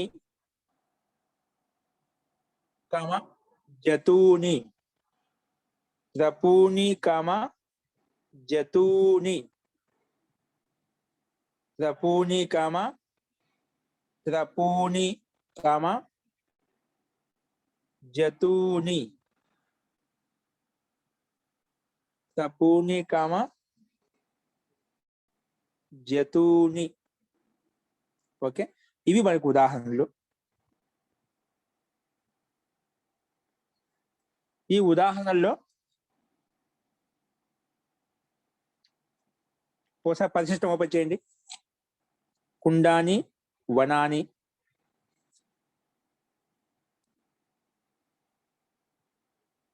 కుండాని అంటే దాని మీనింగ్ ఏంటంటే బహుత్సే కుండు అంటే చాలా కుండములు. కుండం అంటే అది మనకు అగ్నికుండం కావచ్చు, జలకుండం కావచ్చు, ఇంకేదైనా కుండం కావచ్చు అండి. కుండం అంటే ఒక అది మనం ఏ సందర్భంలో తీసుకున్నామని ఆ సందర్భాన్ని బట్టి కుండం అంటే ఏం తీసుకొని చెప్తున్నదో అది తీసుకోవాలి. అగ్నికుండం, జలకుండం, ఇంకేదైనా కుండం కావచ్చు. ఓకేనా? అది కానీ శబ్దం ఎలా తయారైంది అది గమనించాలి. అంటే కుండ అని అంటే కుండం, కుండే, కుండ అని రూపం నడిపించాలనుకోండి. కుండం, కుండే, కుండ అని కుండాని శబ్దం బహువచనంలో ఉంది. కానీ చాలా కుండములు, జలకుండములు లేదా అగ్నికుండములు అలాగా. బహుత్సే కుండు, ఇది కుండాని శబ్దం ప్రథమ విభక్తి బహువచనంలో స్పష్టంగా అనిపిస్తున్నారు. అంటే ప్రథమ విభక్తి బహువచనంలో రావచ్చు, ద్వితీయ భక్తి బహువచనం రావచ్చు. కానీ అది ఏ సందర్భంలో ఉపయోగించబడింది దాన్ని బట్టి మనం ప్రథమ విభక్తి తీసుకోవాలా, ద్వితీయ భక్తి తీసుకోవాలని మనకు అర్థమవుతుంది. కేవలం శబ్దోత్పత్తి కాబట్టి మనం ఊరికే ఇక్కడ ఇచ్చినటువంటి విభక్తిని బట్టి మనం ప్రథమ విభక్తిలో కూడా వస్తుంది, ద్వితీయ భక్తిలో వస్తుంది కూడా అని చెప్పుకుంటాం. కాబట్టి కుండాని అనే రూపం మనం తయారు చేయాలి, రూపసిద్ధి తయారు చేయాలి. కానీ ఇది ఎలా సిద్ధిస్తుంది అనేది ఒకసారి మీకు చెప్తాను, బాగా గమనించండి, రాసుకోవద్దు, మీకు అర్థమవుతుంది. ఒకసారి గమనించండి, రేపు ప్రయత్నం చేయండి. కాని పక్షంలో మనం ఖచ్చితంగా రాయించి చెప్తానండి. ఒకసారి గమనించండి, బుక్స్ మీకు దీంట్లో ఉన్నట్టు గమనించండి. మీరు మనకు కుండాని రూపసిద్ధిని తయారు చేయాలి. ఇక్కడ మనకు ప్రాతిపదికం ఏంటి? కుండ అనే ప్రాతిపదికం తీసుకున్నాం. డైరెక్ట్ గా మనకు అర్థవంతమైనటువంటి శబ్దం తీసుకున్నాం, కుండ అనే ప్రాతిపదికం తీసుకున్నాం. సరే, బాగానే ఉంది. ఇప్పుడు కుండ అనే ప్రాతిపదికం తీసుకున్న తర్వాత ముందు కుండ శబ్దం ప్రాతిపదికం తర్వాత చెప్పుకుందాం. కుండ అనే శబ్దం తీసుకున్నాం. ఏం తీసుకున్నాం? ప్రాతిపదికం అనకుండా కుండ అనే శబ్దం తీసుకుందాం అని చెప్దాం.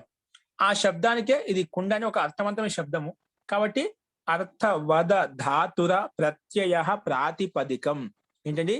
అర్థవద ధాతుర ప్రత్యయ ప్రాతిపదికం అనే సూత్రం వచ్చేసి అనేన సూత్రేణ కుండ శబ్దస్య ప్రాతిపదిక సంధ్యా భవతి అని చెప్పేస్తుంది. కుండ అనే శబ్దానికి ప్రాతిపదికం పేరు పెట్టేసింది.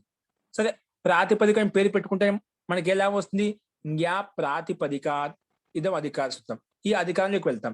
ఈ అధికారంలో ఏముంటుంది తెలుసు? సు ఔ జస్ అం ఔట్ షస్ టాభ్యాం భిస్ గేభ్యాం భ్యస్ గసిభ్యాం భ్యస్ గస్ ఓస్ ఆం గి ఓస్ సుప్.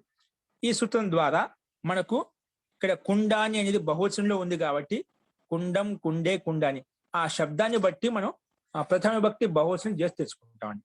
ఇందులోంచి 21 ప్రత్యయాల్లోంచి మనము సుపహ, విభక్తిశ్చ, ప్రాతిపదికార్థ లింగ పరిమాణ వచన మాత్రే ప్రథమ, ద్వేక ద్వివచనేక వచనే అనే మొత్తం సు ఆదికి ఉత్పత్తి ప్రక్రియ విధి విధానం ఏదైతే ఉందో దాని ప్రకారంగా వచ్చేసి మనం ప్రథమ విభక్తి ఏకవచనే సుప్రత్యయ భవతి అని రాస్తాం. డైరెక్ట్ గా రాస్తేనా పూర్వవత్ అత్ర ప్రథమ విభక్తి ఏకవచనే సుప్రత్యయ భవతి, ప్రాతిపదికాత్ సుప్రత్యయ భవతి. ఇక్కడ కుండ అనే ప్రాతిపదికం కదా, దాని పక్కలో ప్రథమ విభక్తి బహువచనే జస్ ప్రత్యయ భవతి. సు ఔ జస్, సు ప్రథమ విభక్తి ఏకవచనం, ఔ ద్వివచనం, జస్ బహువచనం. కాబట్టి జస్ లో జస్ తీసుకొని వచ్చాం. ప్రథమ విభక్తి బహువచనం జస్ ప్రత్యయ భవతి. సో ఏమైంది? కుండ జస్ వచ్చింది. ఏమొచ్చింది? కుండ జస్. ఇప్పుడు ఈ స్థితిలో మనకి ఇది వచ్చింది జస్ శసోహ్ సిహి, జస్ శసోహ్, జస్ శసోహ్ షష్ఠి విభక్తి ద్వివచనం అండి. షష్ఠి అంటేనే ఏ విభక్తి, దాని ఎక్కడ పని అవుతుందండి? షష్ఠి విభక్తి అనగానే మనం ఎక్కడ పని చేసుకుంటాం? దాని స్థానంలో పని చేసుకుంటాం అని చెప్పాను. పంచమైతే పక్కన, షష్ఠి దాని స్థానంలో. జస్ శసోహ్ షష్ఠి విభక్తి ద్వివచనం, సి ప్రథమ విభక్తి ఏకవచనం. జస్ శసోహ్ రెండు ఉన్నాయి కాబట్టి ద్వివచనం పెట్టుకున్నామంట. సరే, మొత్తానికి షష్ఠి విభక్తి కానీ దాని స్థానంలో జస్ వస్తే జస్ స్థానంలో, షస్ వస్తే షస్ స్థానంలో, రెండిట్లో సి ఆదేశ భవతి అంటుంది. కాబట్టి ఈ సూత్రం ప్రకారంగా జస్ స్థానే సి ఆదేశ భవతి అని చెప్పింది. కాబట్టి ఇక్కడ జస్ ఉంది కాబట్టి ఆ జస్ స్థానంలో మనం ఈ సూత్రం ప్రకారంగా సి తెచ్చుకున్నాం, జస్ స్థానంలో సి తెచ్చుకున్నాం. కానీ ఈ సి తీసుకొచ్చుకున్నాం కదా, అది జస్ కి సంపూర్ణ స్థానంలో చేయాలన్నా, లేదా జకార స్థానంలో చేయాలి, సకార స్థానంలో చేయాలన్నా, లేదా జాలో ఉండే అకార స్థానంలో చేయాలి. ఎక్కడైనా చెప్పలేదు కదా, స్పష్టత లేదు కదా, అది ఎక్కడ వస్తుంది? దానికి సమస్యకి సమాధానం కోసం ఒక జస్ స్థానంలో సి ఆదేశం చెప్పావు. ఆ జస్ స్థానం సంపూర్ణ జస్ స్థానంలో సి చేసుకోమంటావు, ఒక భాగానికి ఒక అక్షరానికి ఒక అంతిమ అక్షరాన్ని చేసుకోమంటావు, లేదా ఆది అక్షరానికి మధ్య అక్షరానికి చేసుకుంటావు. ఎక్కడే చేసుకో, జస్సుకు సి అన్నావు, ఎక్కడ జస్సులో సి ఎక్కడ వస్తుంది? దానికి స్పష్టత కోసం, దానికి సమాధానం కోసం అనేకాల్చిత్ సర్వస్య ఇది వస్తుంది. అనేకాల్చిత్ సర్వస్య ఏం లేదు, నువ్వు తీసుకొచ్చే ఆదేశంలో అనేక అల్లులు ఉంటే లేదా చిత్ ఆదేశం ఉంటే అది సర్వస్య స్థానే భవతి, సంపూర్ణ స్థానంలో వస్తుంది. జస్కి సంపూర్ణ స్థానంలో వస్తుంది అని చెప్పింది. కానీ కొన్ని ఏ ఆదేశం వచ్చింది? జస్ శశోహు సి ఆదేశం వచ్చిందండి. ఈ ఆదేశంలో ఏముంది? ఆదేశంలో సకారానికి హలంత్యం, సకారానికి లషక్వ తదితే ప్రకారంగా ఇత్సంజ వర్ణకు ఇవ్వబడింది, అంటే షిత్ అనమాట. లాషాకు లషక్వ తదితే ప్రకారంగా ఇక్కడ మనకు షి ఆదేశంలో షకారం ఆది షకారం అనేది ఇత్సంజ చేసి దానికి లోపం చేస్తాం, కాబట్టి షిత్ అంటాం, అంటే షిత్ ఉంది అనమాట. కాబట్టి ఈ సూత్రం ప్రకారంగా జస్ షసోహు సి అనే సూత్రం చేత జస్ స్థానంలో షి ఆదేశం వచ్చింది. ఆదేశం అనేది అనేక అల్లులు కాదు, షిత్ ఆదేశం అంట. అనేక అల్లులు కూడా ఉన్నాయి, కాబట్టి షిత్ ఆదేశం అంట. మనం తీసుకొచ్చే ఆదేశం ఎటువంటిది? షిత్ ఆదేశం. కాబట్టి షిత్ ఆదేశం కాబట్టి ఆదేశము సంపూర్ణ స్థానే పోతుంది. అనేక అల్లులు షిత్. షిత్ అనేది అనేక అల్లులు అనేది సర్వస్య అంటే సంపూర్ణ స్థానంలో ఆదేశంగా వస్తుంది. కాబట్టి ఇక్కడ జస్ అనే సంపూర్ణ స్థానంలో షి ఆదేశం తీసుకొని వచ్చాం. అందుకే కుండా షి వచ్చేసింది. కుండా షి జస్ షోహు సి అనే సూత్రం వచ్చి జస్తాను షి చేస్తాను అంటే షి ఎక్కడ చేసుకోవాలి అన్నప్పుడు అనేకాల్చిత్ సర్వస్య, నువ్వు తీసుకొచ్చే ఆదేశం అనేది అనేక అల్లులు ఉంటే, అంటే ఒకటి కన్నా ఎక్కువ అక్షరాలు ఉంటే, లేదా నువ్వు తీసుకొచ్చిన ఆదేశంలో సకారానికి ఇత్ అయ్యి ఉంటేనా అటువంటి దానికి అటువంటి ప్రత్యేకంగానే ఆదేశం కానీ ఏదైతే ఉందో అది సంపూర్ణ స్థానంలో చేసుకో అని చెప్పింది. అదే ప్రకారంగా మనం జస్ స్థానంలో సి తెచ్చుకున్నాం, కుండా షి. ఇప్పుడు సికి అనుబంధం లోపం చేయండి. అదే మనం చెప్పుకునే విధంగా లషక్వ తదితే ప్రకారంగా ఆది శకారానికి ఇత్ అని పేరు పెట్టుకుంటాం. తర్వాత తస్య లోప ఆదేశం లోపం చేస్తే ఈ మిగిలింది. షీకి ఏం మిగిలింది? కుండా ఈ మిగిలినది, కుండా ఈ. ఇప్పుడు సి సర్వనామస్థానం ఇప్పుడు మన ప్రకృతి సూత్రం వచ్చింది అనమాట. ఇది వచ్చి చెప్పింది సి సర్వనామస్థానం అనే సూత్రం వచ్చింది చెప్పింది. షి జస్ షసోహు స్థానే యహ సి ఆదేశం, జస్ స్థానంలో కానీ శశ స్థానంలో కానీ ఏదైతే షి ఆదేశం అయిందో అలాంటి షి ఆదేశానికి ఈ సూత్రం సర్వనామస్థాన సంజ్ఞా భవతి. నువ్వు జస్ స్థానంలో షి ఆదేశం ఏది తీసుకొచ్చావో దానికి సర్వనామస్థాన సంజ్ఞా భవతి అని ఈ సూత్రం సర్వనామ సంజ్ఞ అని పేరు పెట్టింది. ఇది ప్రకృతి సూత్రం యొక్క ముఖ్య ప్రయోగం. కుండా షి ఈ అవస్థలో ఈ షి ఎక్కడి నుంచి వచ్చింది మనకు తెలుసు. జస్ స్థానంలో షి ఆదేశం చేసుకున్నాం. అటువంటి జస్ స్థానంలో షి ఆదేశం ఏదైతే వచ్చిందో అటువంటి షికి ఈ సూత్రం సర్వనామస్థాన సంజ్ఞ అని పేరు పెట్టేసింది. సరే, సర్వనామస్థాన సంజ్ఞ అని పేరు పెట్టడం లాభం ఏంటి అంటే నపుంసకస్య జలచః, నపుంసకస్య జలచః. ఇది కుండం కుండే కుండ అని మన స్పష్టంగా రూపాన్ని బట్టి నపుంసకలింగం తెలిసిపోతుంది. కుండం కుండే కుండాన్ని, ఫలం ఫలే ఫలాన్ని, పుష్పం పుష్పే పుష్పాన్ని, ఇవన్నీ ఎక్కడ వస్తాయి? నపుంసకలింగంలో వస్తాయి. కాబట్టి కుండ శబ్దం నపుంసకలింగం ఉంది కాబట్టి ఈ సూత్రం ఏమంటుంది? ఏది? నపుంసకస్య జలచః. ఇది ఒకసారి 7:1:72 అండి. 7:1:72 ఇదేమంటుంది? నపుంసకస్య జలచః, నపుంసకస్య జలచః 7:1:72.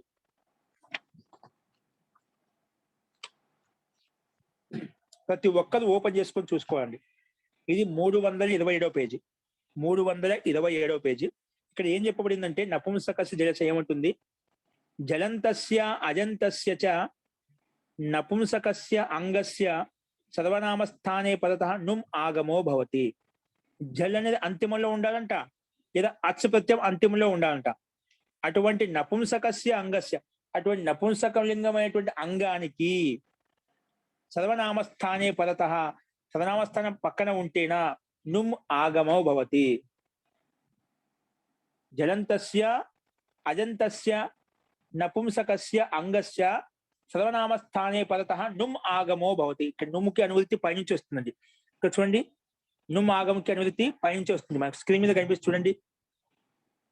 ఇక్కడ నుమ్ ఆగముకి అనువృత్తి పైనుంచి వస్తుంది అన్నమాట. ఇంకోటి మీకు సింపుల్ చెప్తుంది, దీని అర్థం ఎలా చూసుకోవాలి. ఇక్కడ చూడండి, జలచ, జలచలో విడగొట్టుకుంటే జల్లు అచ్చు రెండు ఉన్నాయండి. అంటే జలంతం అన్న ఉండాలి, అంటే జల్ ప్రత్యాహార వర్ణం అంతిమంలో ఉండాలి.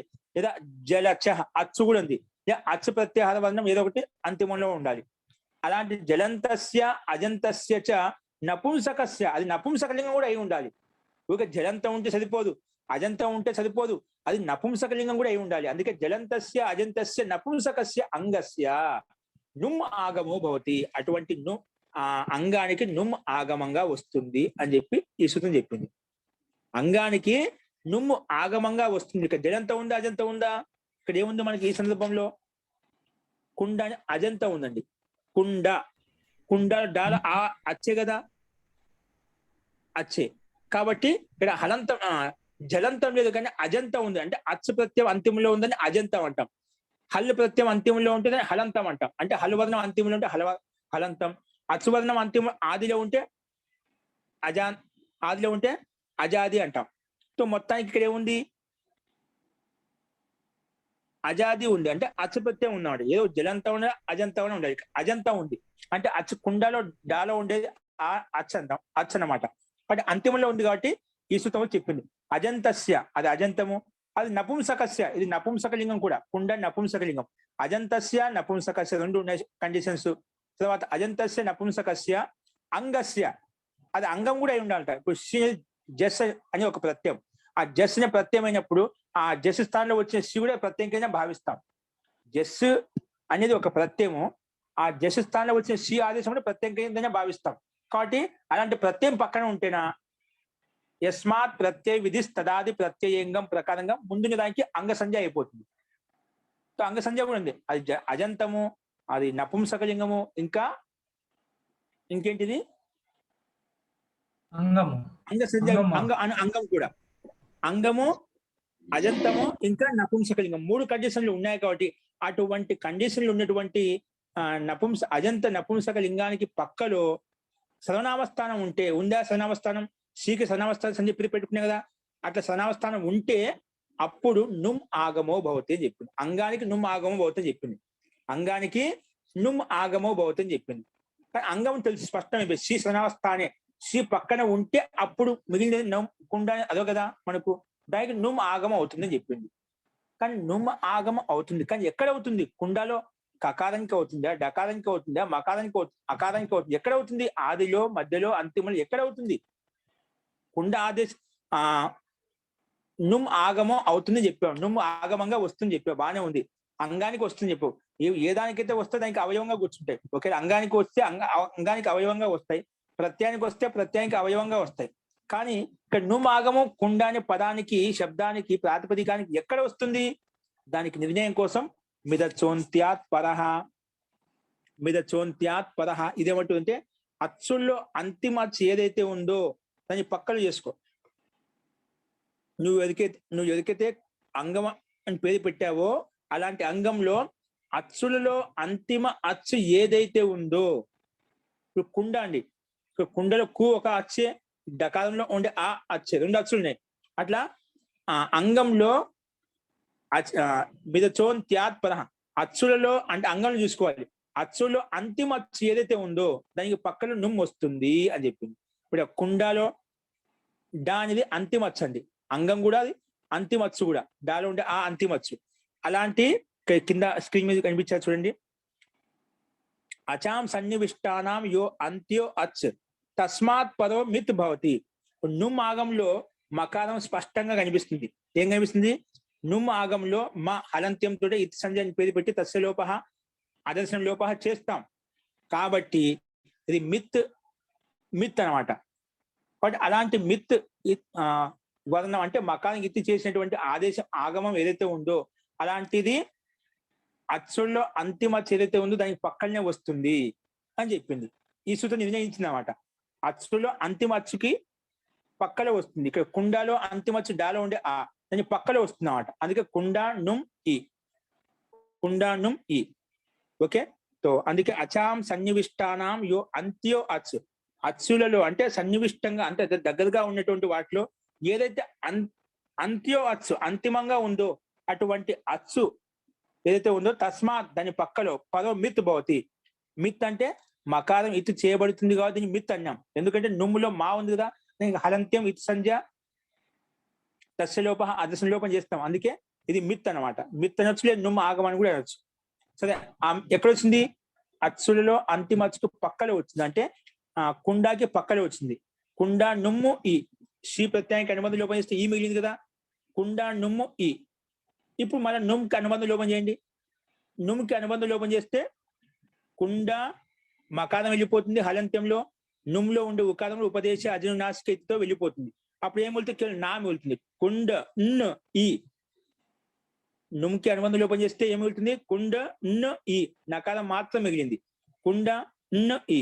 ఈ స్థితిలో సర్వనామస్థానే చ సంబుద్ధౌ, సర్వనామస్థానే చ సంబుద్ధౌ అనే సూత్రం వచ్చేసి సర్వనామస్థానం పక్కన ఉంటేనే అంగస్య ఉపదాయాః దీర్ఘో భవతి అని చెప్పింది. అంగస్య ఉపదాయాః దీర్ఘో భవతి. ఎప్పుడు? సర్వనామస్థానే పరతః. ఇక్కడ ఈ అనేది కుండ న్ ఈ కదా, ఇక్కడ ఈ అనేది సర్వనామస్థానం అని పేరు పెట్టబడింది శ్రీ సర్వనామస్థానం ప్రకారం. అటువంటి సర్వనామస్థానం పక్కన ఉంటే సర్వనామస్థానే పరతః అంగస్య ఉపదాయాః దీర్ఘో భవతి. అంగానికి దీర్ఘం అవుతుంది. ఏ అంగానికి? అంగస్య ఉపధాయాః. ఉపధ అంటేనే తెలుసు కదా, అలోంత్యాత్ పూర్వోపధ, అంతిమ వర్ణానికి ముందున్న వర్ణాన్ని ఉపధ అంటాము. ఇక్కడ కుండ న్ ఈ అది సర్వనామస్థానం, అది పక్కన ఉంటే కుండ న్, ఇందులో ఎవరికి వస్తుంది దీర్ఘము? ఉపధ ఎవరికి వస్తుంది? ఇదేమంటుంది? సర్వనామస్థానే చ సంబుద్ధం అనే సూత్రము సర్వనామస్థానం పక్కన ఉంటే ఉంది. ఈ అనేది సర్వనామస్థానం పేరు పెట్టుకున్నాం కాబట్టి అది పక్కన ఉంటే అంగస్య, అంగం ఏంటి? ఇది ఈయన ప్రత్యయం కాదు, పక్కన ముందు మొత్తం అంగం అయిపోతుంది. ఇప్పుడు ఎందుకంటే నువ్వు కూడా అంగానికే వచ్చింది కాబట్టి అంగానికి అవయవంగా తీసుకుంటామట. అంగం యొక్క ఒక అవయవం అయిపోయింది అంటే ఇది కూడా అంగం కింద వచ్చేసినమాట. కాబట్టి అంగానికి ఉపదహాకు దీర్ఘం అవుతుంది అని చెప్పింది. ఇప్పుడు అంగం కుండ న్, ఉపద అంటే ఏమిటి? అంతిమ అక్షరానికి ముందున్న వర్ణని ఉపద అంటాం. కుండ న్నులో అంతిమ అక్షరం ఏంటి? న్. దానికంటే ముందున్న అక్షరం ఏంటి? డాలో ఉండే ఆ ఉపదాకి ఈ సూత్రము దీర్ఘం చేసింది. అప్పుడు కుండాన్ ఈ అయిపోయింది. ఏమైపోయిందండి? సర్వనామస్థానే చ సంబుద్ధం అనే సూత్రం వచ్చేసి అది సర్వనామస్థానం పక్కన ఉంటే ఉపదాకి దీర్ఘం చేసింది. అంటే ఉపద అని చెప్పాం కదా, అంతిమ వర్ణానికి ముందున్నే వర్ణం ఏదైతే ఉందో దానికి దీర్ఘం చేసేసింది. ఆకి దీర్ఘం ఆ అయిపోయింది. అందుకే కుండా న్ ఈ, కుండా న్ ఈ. పుణ్య హలంతం పక్కన ఈ అనే హ్రస్వం కాబట్టి 4 ఈ కలిపితే కుండాని అయిపోయింది. 4 ఈ కలిపితే అయిపోయింది కుండాని అనే రూపం మనకు సిద్ధించింది. ఈ రకంగా మిగిలిన రూపాలు కూడా ఇదే విధంగా సిద్ధిస్తాయి. వనాని, వన శబ్దం, కుండ శబ్దం తీసుకుంటే కుండాని అయిపోయింది. వన శబ్దం తీసుకుని వనాని అంటే చాలా వనములు, కుండాని చాలా కుండాలు. ఓకేనా? అది దది శబ్దంతో దదీని. అక్కడ ప్రాతిపదిక మారిందంటే ఆ కుండ తీసుకున్నాం, వన తీసుకున్నాం. అది దది శబ్దం తీసుకుని దదీని అయిపోతుంది. త్రపు శబ్దం తీసుకుని త్రపుని అయిపోతుంది. ఇక్కడ త్రపు జతులో సిద్ధి అనేది మనకు जतु शब्द से जतुनी सिद्धि भी जाने. त्रपु शब्द से त्रपुनी ఏ విధంగా అయితే సిద్ధించిందో జతు శబ్ద से జతు ప్రాతిపదిక నుంచి జతుని అనే సిద్ధి కూడా సిద్ధిస్తుందంట. కేవలం త్రపునిలో నాకు అణ అట్ కుప్వాంగ్ నుమ్ యవా ఏపి ఈ సూత్రం ప్రకారంగా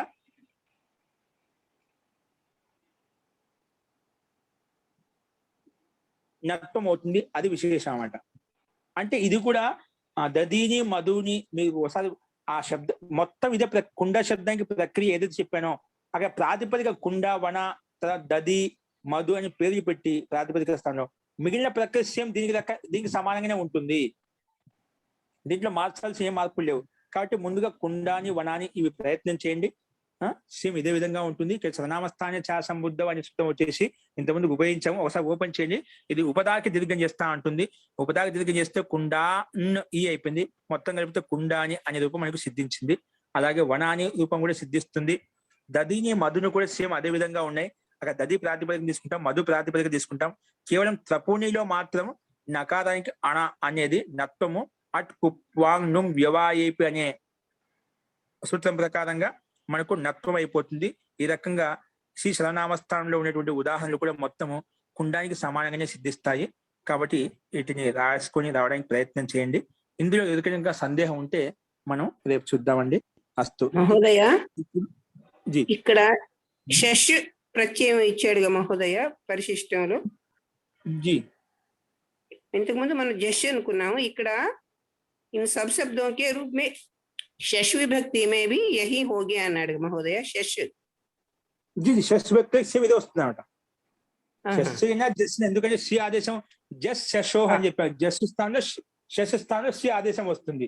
అది ఏదైనా కావచ్చు, మనకు ప్రథమ భక్తి బహువచనం తీసుకోవచ్చు, ద్వితీయ భక్తి బహువచనం తీసుకోవచ్చు. మనకి ఏమైనా శబ్ద సిద్ధి చూపించాలి. జస్ తెచ్చుకునేదే వస్తుంది, షస్ తెచ్చుకునేది ఇదే వస్తుంది. కాబట్టి జస్ వచ్చినప్పుడు అర్థం ఒక విధంగా వస్తుంది, షస్ తెచ్చుకుంటే ఒక అర్థంలో తేడా వస్తుంది. రూపంలో తేడా రాదు, అర్థంలో తేడా వస్తుంది. అక్కడ కుండాలు అని చెప్తాము, కుండ అంటే కుండములు అంటాం. అది ద్వితీయ భక్తి బహువచనం అయితే కుండములను అంటాం. కర్మ అయిపోతుంది, కర్తనే కర్మగా మారిపోతుంది. అంటే అర్థంలో తేడా వస్తుంది, రూపంలో తేడా ఉండదు. కాబట్టి ఈ రకంగా మనం చూసుకోవాలి. ఓకేనా? రెండు ఒకే విధంగా ఉంటాయి, వర్తిస్తుంది. ఇప్పుడు చెప్పండి. నపుంసకలింగంలో ప్రథమ విభక్తి ద్వితీయ విభక్తి ఒకటే రూపాలు ఉంటాయి కాబట్టి జస్ అయినా సెస్ అయినా ఏమి రూపంలో ఏం మారదు కదా. రూపంలో ఏం మార్పు ఉండదు, అందుకే ఏమి ఇవ్వలేదు ఇక్కడ. సేమ్ ప్రథమ విభక్తి ద్వితీయ విభక్తి రెండు అదే. జస్ అయినా జస్ పెట్టుకుని అదే రూపం వస్తుంది, సెస్ పెట్టుకుని అదే రూపం వస్తుంది. అదే రూపం వస్తుంది. చెప్తే అర్థంలో తేడా వస్తుంది. అర్థంలో తేడా గమనించాలి మీరు ఎప్పుడైనా అర్థం చూసినప్పుడు. అర్థంలో తేడా వస్తుంది, రూపంలో తేడా రాదు. అర్థంలో వాక్య ప్రయోగంలో దాన్ని వాడిన దాన్ని బట్టి మనకి మహోదయ ఇక్కడ చిన్న సంశయం ఉంది, అడగమంటారా? అడగండి.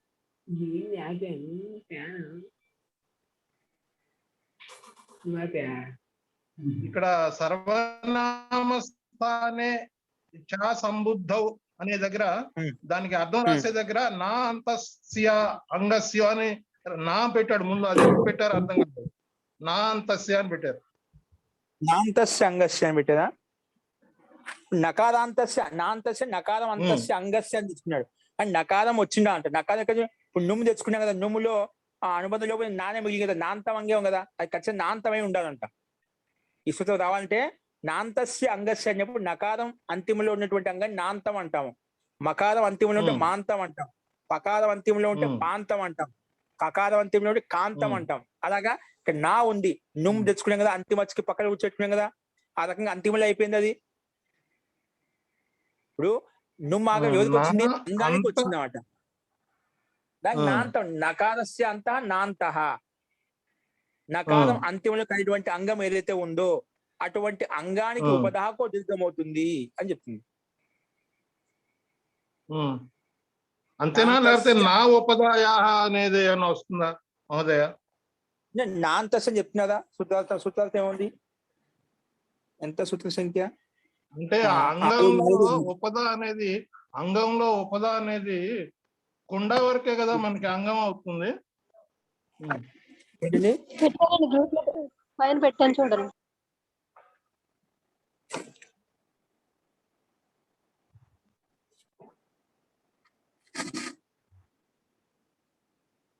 చూడండి ఇక్కడ ఏమంటుంది? సంబుద్ధి భిన్నే సర్వనామస్థానే పదత. ఇది సంబుద్ధి కాదు, సర్వనామస్థానం పక్కనే ఉంది. సర్వనామస్థానే చ పదత, సర్వనామస్థానం పక్కనే ఉంది. నాంతస్య అంగస్య ఉపదాయా దీర్ఘవతి. అదే స్పష్టంగా అండి మనకు నాంత నకారం అంతిమంలో కలిగినటువంటి అంగానికి, ఇది అంగం నకారం అంతిమంలో, ముఖ్యంగా అంగం ఎటువంటి అంగమే ఉండాలి అంగానికి నిర్ధారించాడనమాట. నకారం అంతిమంలో కలిగినటువంటి అంగం ఏదైతే ఉందో అటువంటి అంగానికి ఉపదాకి మాత్రమే దీర్ఘం చేస్తాను అంటుంది. అంగము, అంగం అంటే ప్రత్యయం పక్కన ఉంటే ముందు ఏదంటే అది అంగం అయిపోతుంది. కానీ ఆ ప్రత్యయం పక్కన ముందు ఎటువంటి అంగం ఉండాలంట? నకారం అనేది అంతిమంలో ఉన్నటువంటి అంగం ఉంటేనే అటువంటి అంగానికి ఇసుతో ఉపదాకు దీర్ఘం చేస్తుంది. నాంత మొట్టమొదటి కంటే నాంత అంగం, నకారం అంతిమంలో కలిగినటువంటి అంగమే ఉండాలి, ఉంది. ఇప్పుడు ఈ అంగానికి ఉపదాకు దీర్ఘం చేస్తా అని చెప్పింది. ఇప్పుడు కండిషన్ నాంత అంగమే ఉండాలి. ఏ అంగమే ఉండాలి? నాంతంగం. ఆ అంగానికి ఉపదాకు దీర్ఘం చేస్తా అంటుంది. నాంతస్య అంగస్య. అలాగది మహోదయ. కుండ నీ అనుకున్నాం అనుకోండి, కుండ నీ అని అనుకుంటే నకారం ఉపద అవుతుంది కదా, నకారం ఉపద అవుతుంది కదా. కుండని ఎందుకు అనుకుంటాం? చివరి నుంచి 2 అక్షరం కదా ఉపదా అనేది. చివరి అక్షరం ఏంటి? నీలో ఈ కదా చివర. చివర అది సర్వనామస్థానం, అది పక్కన ఉండాలి. అది పక్కన ఉంటే ముందు అంగం అయిపోతుంది కదా, అది ప్రత్యయం కదా. అది నిమిత్తంగా ఉంది కాబట్టి తీసుకుంటాం. అది తీసుకోవద్దు, అది నిమిత్తంగా ఉన్నప్పుడే అది ప్రత్యయం. జస్టిస్తాడు శ్రీ ఆదేశం కదా, అది కూడా ప్రత్యయమే. ఆ ప్రత్యయం పక్కన ఉంటే అది అంగం అయిపోయింది, దాన్ని కలుపుకోకూడదు. ప్రత్యయ పరత పూర్వ సంఘ సంజయ భవతంటే యస్మాత్ ప్రత్యయ విధి తదాది ప్రత్యయంగం.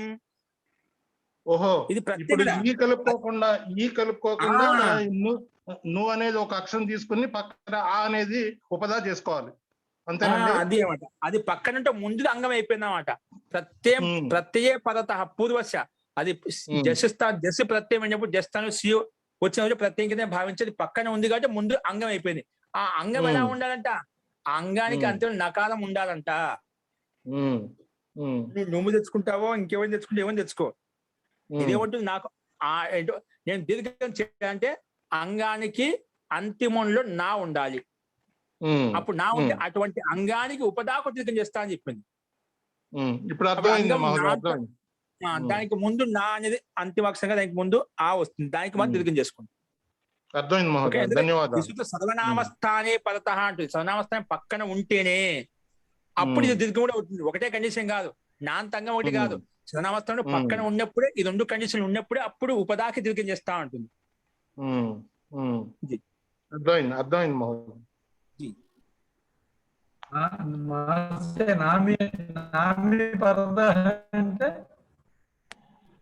ఏంటది? నామి పరత అంగస్ దీర్ఘమవుతుంది కదా. ఇందులో సూత్రంలో నామి పరత అన్నాడు కదా, నామి పరత అని చెప్పాడా? నాంతస్య అంగస్య నామేంలో అక్కడ ఆమె అండి, ఆం ప్రత్యయం ఉంది. నామి అంటే ఏంటి? నాంతస్య ఉపదాయాః నామి పరతః దీర్ఘో భవతన. నామి పరత అని చెప్పి నామి లేదండి, అనువృత్తిగా కూడా తీసుకున్నాడు. అనువృత్తుల్లో కూడా నా ఉపదాయ అనేది అనువృత్తి వస్తుంది మహోదయ. అదే నాకి వస్తుంది, అది ఓకే. ఇక్కడ నామి అని ఎక్కడ వస్తుంది? నామి ఇంకో సూత్రం, నామి ఒక సూత్రం వేరే విధంగా ఉంది, ఇక్కడ లేదు. ఇదేమంటుంది? నాంతస్య అంగస్య ఉపదాయాః దీర్ఘో భవతి అంటుంది, అంతే. సర్వనామస్థానం పరత నకారాంతస్య అంగస్య, నకారం అంతిమంలో కలిగినటువంటి అంగానికి ఉపదాకో దీర్ఘం చేస్తాను. ఉపదా అంటే తెలుసు కదా, అంతిమ అక్షరం ముందు కానీ ఉపదా.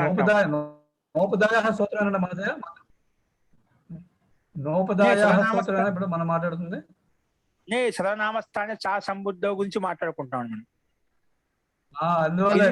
మనకి మహోదయ అనువృత్తిలో నా ఉపదాయ అనేది కూడా వస్తుంది కదా మరి. నా ఉపదా కాదు, ఎక్కడ వచ్చిందండి? ప్రతిష్ట సంఖ్య చెప్పండి. అదే ఇప్పుడు మన ఈ సర్వనామస్థానే చా సంబుద్ధం అనే దాంట్లో అనువృత్తిలో మొదటిది అనువృత్తిలో మొదటిది. అదే అది వచ్చేసి నకారాంతం చెప్పింది. నా అంటే నా అంతం అని అర్థం. అక్కడ నా ఉపదాయ, ఉపదాకి అనువృత్తి వస్తుంది, నాకి అనువృత్తి వస్తుంది. నా ఉపదాయ అంటే నకారం ఉపదాలు ఉండాలని కాదు, నాకి కూడా అనువృత్తి వస్తుంది, ఉపదాకి కూడా అనువృత్తి వస్తుంది. ఇప్పుడు సర్వనామస్థానే చా సంబుద్ధంలో ఎక్కడ ఉపదా ఉందా? ఇక్కడ నా ఉందా? అవి పైనుంచి అనువృత్తి తెచ్చుకున్నాం, పైనుంచి అనువృత్తి వచ్చాయి కాబట్టి ఉపదా అంటున్నాం అన్నమాట. మనకు సూత్రంలో ఏవైతే పదాలు ఉన్నా వాటిని ఉపయోగించి మనం అర్థం చెప్పాలి. ఇక్కడ లేవు. నేను ఎక్కడి నుంచి తెచ్చుకున్నా ఉపదా అని? పై సూత్రం తెచ్చుకున్నాను. నా ఎక్కడి నుంచి వచ్చింది? అందులో పైనుంచి అనువృత్తి వచ్చింది. అది వచ్చింది కాబట్టి నాంతమే ఉండాలి. ఆ నాంతం అంగానికి ఉపదాహకు దీర్ఘం చేస్తాను. నా ఉపదా అట్లా రెండింటికి కలిపి చెప్పుకోవద్దు, అర్థం సంగతి యుక్తంగా మనం యాడ్ చేసుకుంటామట. మీరు చెప్పినట్లు అర్థం చేసుకుంటే సరిపోతుంది. మీరు చెప్పినట్లు అర్థం చెప్పుకుంటే సరిపోతుంది. అదే అందే అనువృత్తి చేసుకో. పైనుంచి నాకు అనువృత్తి వస్తుంది, పైనుంచి ఉపదాకు కూడా అనువృత్తి రెండు వస్తుంది అన్నమాట. దానికి సంగతి ఏంటి అర్థం చెప్పినప్పుడు నాంతంగానికి ఉపదాహకో తీసుకుని చెప్పింది అన్నమాట. ఉపదాకు కూడా అనువృత్తి వస్తుంది, రెండు వస్తుంది అన్నమాట. మీరు రెండు ఒకే చోట కలిపి నా ఉపదా రెండు ఒకే చోట పెట్టేస్తున్నారు, అలా పెట్టుకోకూడదు. సరే అండి, అలాగే అలాగే. ఆ రకంగా మనకు ఇప్పుడు అర్థమైందండి? అర్థమైంది. ధన్యవాదాలు. ఇంకేదో అడిగారు మోహన్ రావు గారు, ఏదో అర్థమైంది సార్, అర్థమైంది. ఇప్పుడు అంటే నేను మొదట ఇంకో సూత్రం దాని పైన సూత్రం చూస్తున్నాను అందువల్ల. అస్తు అండి, చూద్దామండి. ఇంకేమైనా మీకు డౌట్ ఉంటేనా రేపు చూద్దామండి. మంత్రపాఠ. ఓం సర్వే భవంతు సుఖినః, సర్వే సంతు నిరామయాః, సర్వే భద్రాణి పశ్యంతు, మా కశ్చిత్ దుఃఖ భాగ్ భవేత్. ఓం శాంతి శాంతి శాంతి. సర్వేభ్యో నమః. అందరికీ నమస్కారం అండి.